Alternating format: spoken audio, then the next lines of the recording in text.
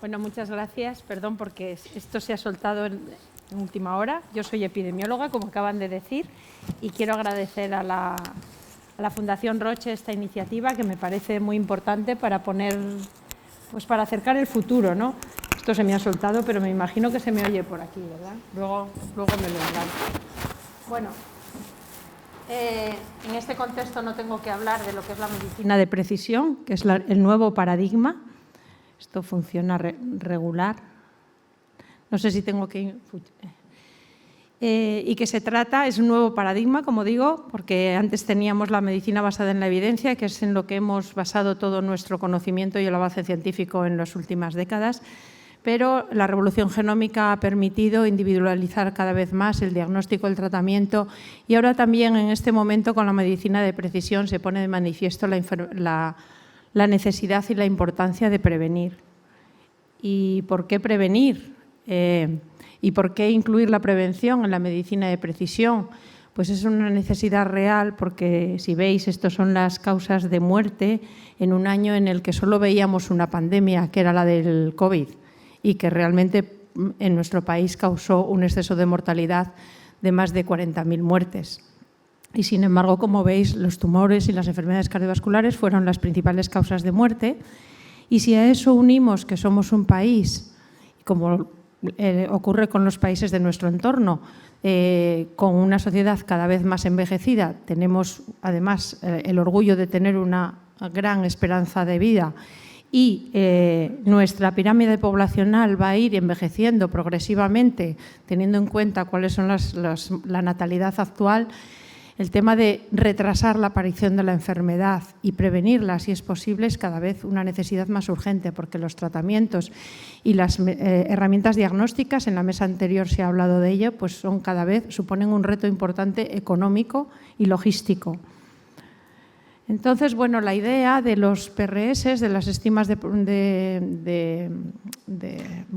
los Polygenic Risk Score, las estimas de predicción de riesgo genético, es aprovechar este avance de la genómica para poder individualizar o poder conocer mejor cuál es el riesgo genético asociado a una persona de desarrollar las enfermedades más importantes y poder, en aquellas que conocemos herramientas para prevenirlas, poner en marcha programas de prevención adaptados o dirigidos precisamente, focalizados en aquellas personas que tienen más riesgo. Este es un ejemplo, pero hay muchos otros. Este es el ámbito de las enfermedades cardiovasculares. Hay que tener en cuenta que los genes, para hacer un buen modelo de predicción, no lo dicen todo, afortunadamente. Si lo que nos va a pasar estuviera escrito en nuestros genes, sería una sociedad absolutamente determinista. Este es un artículo que trata de saber cuál es el riesgo atribuible, es decir, la proporción de casos que ocurren de determinadas enfermedades, la mayoría de ellas bastante frecuentes, que podríamos considerar responsables a los genes, es decir, que están producidas por el condicionante genético de la enfermedad. A lo mejor esos estimadores son rebatibles y aparecen otros, pero lo que es claro es que es muy difícil que los genes determinen más del 40% de la probabilidad de enfermar, y en la mayor parte de las enfermedades es muchísimo menos, afortunadamente.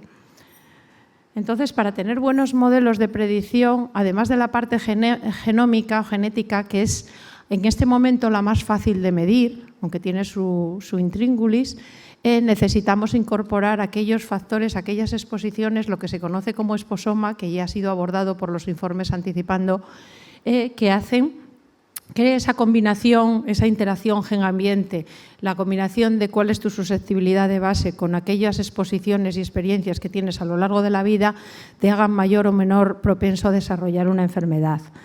Medir la parte que no es gen en este momento es un reto, porque muchas de las exposiciones cada vez sabemos más, pero medirlas bien es difícil. Y medir para los modelos de predicción de riesgo es muy importante, porque pequeños márgenes de error en las fórmulas que vamos a aplicar se traducen en una predicción con mayor o menor éxito a la hora de decirle a una persona, y de manera individualizada, tú tienes más riesgo que la población general de desarrollar X.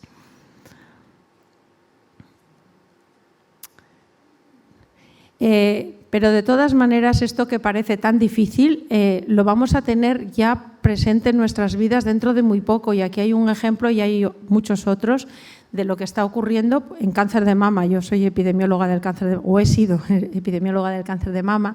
En el año 1989, Michelle Gale propuso y realizó un modelo basado en todas las americanas que iban a los programas de screening de cáncer de mama, ¿sabéis? De los programas de detección precoz que se hace con mamografía. Allí la secuencia no es ni era exactamente igual que en España o que en Europa.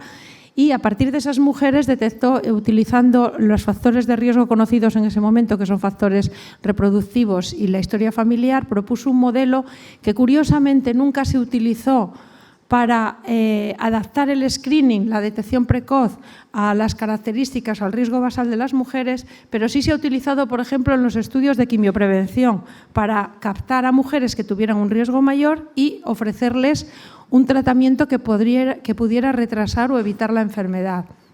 El modelo de Gale, que es muy conocido en cáncer de mama, tiene problemas de calibración en nuestro país, es decir, necesitaba adaptar las tasas de incidencia de cáncer de mama a la realidad de nuestro país. Nosotros lo hicimos hace unos años, pero tiene también grandes problemas de discriminación. Pero lo que ha venido ahora, y muy recientemente, es gracias al consorcio y al avance en el conocimiento genómico y también de otros factores de riesgo, un modelo integrativo que es el modelo Boadicea, que ya está disponible para utilizar y que se está en este momento validando en distintos países, esperemos que en España también, para poder proponer una adaptación del diagnóstico precoz a las características de riesgo basal. En este momento, las mamografías de cribado se ofrecen a las mujeres en función del rango de edad establecido. Es decir, el único factor de riesgo que se tiene en cuenta es ser mujer y el grupo de edad. Si tenemos en cuenta los factores reproductivos más algunos otros factores que están ahí señalados, podemos ver variaciones en el riesgo en las mujeres que podrían ayudar a determinar aquellas que a lo mejor no necesitan hacerse una mamografía cada 2 años, mientras que a lo mejor hay otras que pueden beneficiarse de la mamografía o de otras técnicas como la tomosíntesis, etcétera. Esto que a nivel teórico es fácil de proponer y que tiene mucha evidencia biológica y a partir de estos modelos que están hechos con multitud de datos hay que adaptarlos y validarlos en el contexto español. Y le paso la palabra a Ángel Carracedo, que va a hablar del componente genómico de estos modelos.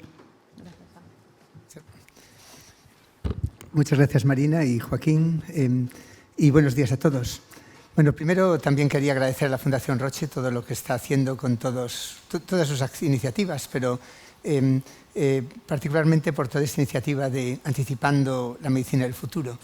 Yo tenía un especial interés en este informe, porque sí que me parece que la predicción y la prevención de riesgo es un aspecto muy importante de una medicina que ya va a llegar, una medicina del futuro todavía, pero muy próxima, y tenía un especial interés. Y es que el futuro de la medicina es claramente un futuro de la medicina 5P, que es, por supuesto, personalizada y de precisión, pero también predictiva y preventiva, también participativa, en el sentido de hacer al paciente el centro del problema, y también poblacional, en el sentido de equidad. Este concepto de la medicina yo creo que es una medicina que va a venir con fuerza.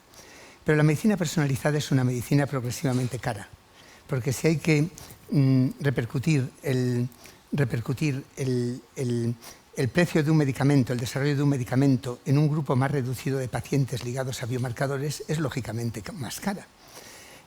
Por eso, y por términos de salud, hay que invertir, yo creo, muchísimo en predicción y prevención. Para la predicción hay que entender cuál es el componente de la enfermedad, y Marina lo contó muy bien.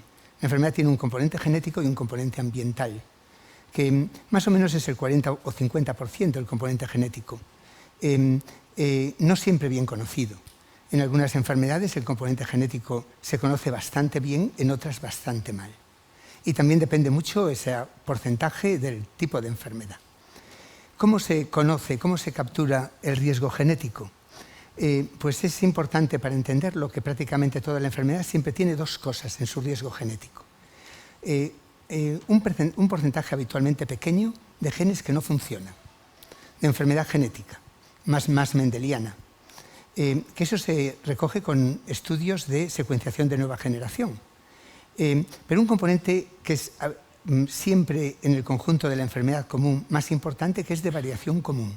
Es decir, variación que todos tenemos y que simplemente la gente está algunas personas están en un extremo de la normalidad que les hace tener más susceptibilidad de riesgo de un problema determinado.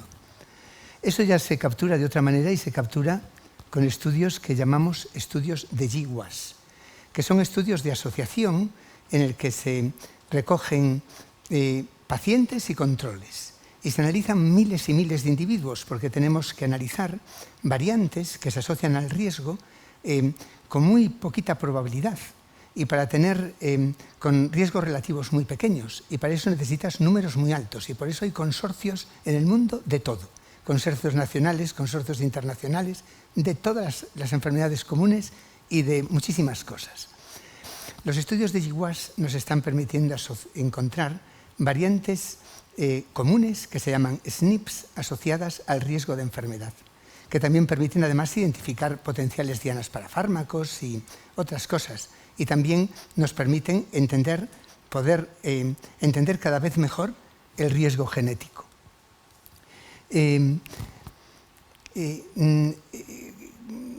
Imaginaros una enfermedad común, por ejemplo, el Alzheimer, de la que se conoce más del 50% del riesgo genético, que supone además el 75% del riesgo total.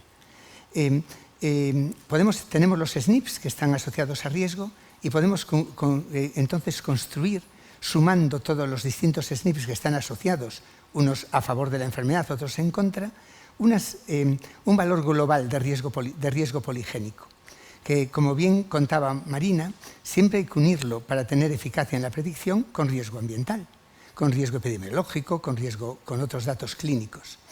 Lo que intenta los estimas de riesgo poligénico, la parte de estima de riesgo genético, es sumar a otros, intentar mejorar las estimas de riesgo clínico. Por ejemplo, contaba ella, en el cáncer de mama se estima el riesgo por una serie de factores, por una mamografía a partir de una edad. Pero podemos incluir otros riesgos epidemiológicos, por ejemplo, BMI, podemos incluir nuliparidad, otros riesgos que están siendo calculados, y también el riesgo genético que conocemos, para hacer mejores predicciones de riesgo.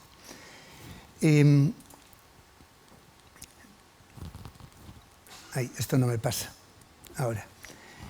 Hay ya proyectos pilotos para intentar pasar estas estimas de riesgo poligénico para mejorar la predicción de enfermedad. Cáncer de mama es efectivamente un modelo avanzado, pero el Reino Unido tiene un modelo ligado al UK Biobank para 7 enfermedades comunes, varios cánceres, pero también riesgo de osteoporosis, enfermedad cardiovascular, que es otra cosa donde puede ser accionable. Finlandia tiene un modelo muy bonito que se llama el modelo 5P o P5 para 3 enfermedades, pero que evaluó también cuál es el sentimiento de la población, porque esto tiene aspectos también sociales y aspectos éticos importantes. Para empezar, una predicción de riesgo en algo que no es accionable, que no tiene cura, no tiene mucho sentido desde un punto de vista clínico. Por otra parte, hay que aprender, primero hay que estandarizar muchas cosas antes de trasladarlo. Cómo se construye el PRS, cómo se valida, cómo se comunica el valor de una probabilidad. Y también hay que ver cómo siente la población esto. Y todas estas cosas hay que analizarlas en proyectos piloto que hay que ir introduciendo, porque realmente a mí se me parece el gran futuro de la medicina. Deciros que tenemos un problema, y es que la predicción del riesgo genético depende mucho de la estructura poblacional. En este momento podemos predecir riesgo genético. Cuando se hace un GWAS, estos estudios que les decía, se utiliza una técnica que se llama imputación, que se hace en servidores que tienen, en este caso utilizamos siempre el servidor de Michigan, con un servidor que se llama Minimac, donde hay muchísimas bases de datos de Reino Unido. Entonces podemos predecir muy bien para Reino Unido, pero no podemos predecir también para Italia, y mucho menos para otros países. De ahí que el objetivo importante del proyecto del millón de genomas, uno de los objetivos, es tener ese conocimiento poblacional que en Europa, en otras poblaciones y también en minorías nos permita predecir bien ese riesgo genético, hacerlo mejor. Es también una parte de la idea del proyecto IMPACT que coordina Marina en la parte de epidemiología, en el programa de cohortes, y lo coordino yo mismo en la parte de medicina genómica, que también es un objetivo el ir progresando en estándares y progresando en poder hacer una primera aproximación para la introducción de estos modelos de riesgo poligénico que creo que van a ser tan importantes para la salud del futuro. Y yo por mi parte nada más, daros las gracias y aquí me siento.